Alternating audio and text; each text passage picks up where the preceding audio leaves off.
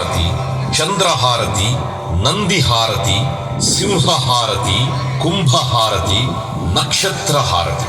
వాటి ఫలశ్రుతులతో అందంగా సాగిన కూర్పు 12 రోజులు ప్రతిరోజు సరస్వతీ నదికి అందించే నవహారతులకు నేపథ్యంగా వినిపించనుంది. ఆ కమనీయ రమణీయ గీతాన్ని వినేద్దామా?